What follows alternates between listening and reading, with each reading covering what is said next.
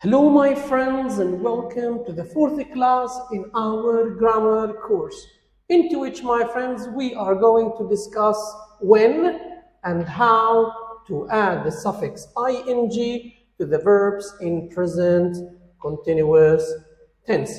Let's now, my friends, start with the first question, when to add ing. Let's, my friends, take the general form of present continuous. Generally, the sentence in present continuous is made up of the subject, then the verb to be, am, is, are, then verb with ing and the complement. In here, my friends, we start the first example. I am eating now. I am not eating now. So this is positive and this is negative. Am I interrupting you? So, as you see here, in positive, negative, and in question, we always have the ing. Let's take the other example. Sarah is hitting the wall. Sarah is not listening to music. Is Sarah coming tonight? In here, my friends, you see positive, negative, and the question sentences, all of them, they have ing for the verb. And when the subject is I, we use am. When the subject is Sarah or she, we use the verb to be is. The other example here, my friends, Jack is kidding with me. So the subject here is he, Jack, and he takes is. Jack is not studying hard. Is Jack talking on the phone? So my friends, in the positive sentence, which is affirmative, in the negative, and in the question, you see that we use ing with the verbs, and when the subject is he, we use is. My dog, it. My dog is trying to say something. My dog is not eating well these days.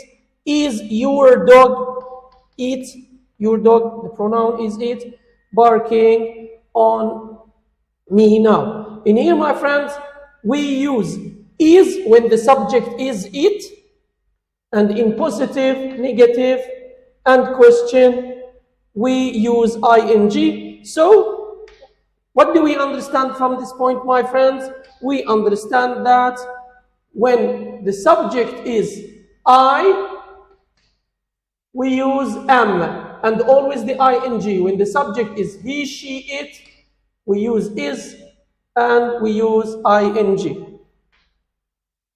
For the subject, when the subject is they, Sarah and I, we. Sarah and I are studying together. Sarah and I are not working together. Are Sarah and I annoying you? In here, my friends, the subject is we, and the and verb to be is are, is used is are. Always in positive, negative, and interrogative, we use the ing. Sarah and Jack, they. The pronoun is they. Sarah and Jack are lying to me. Sarah and Jack are not talking, Sarah and Jack are not taking my advice.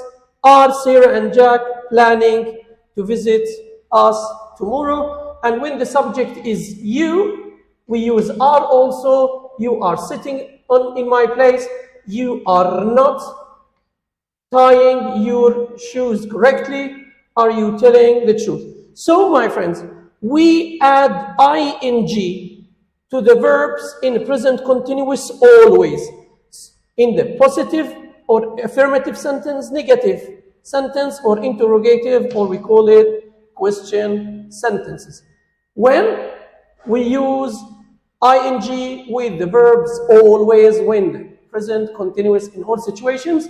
But as you see, my friends, when the subject is we, you, they, we use are. While when the subject is he or she or it, as you see, we use is. And when the subject is I, we use am. Now, my friends, let's answer the second question, which is how to add the ing.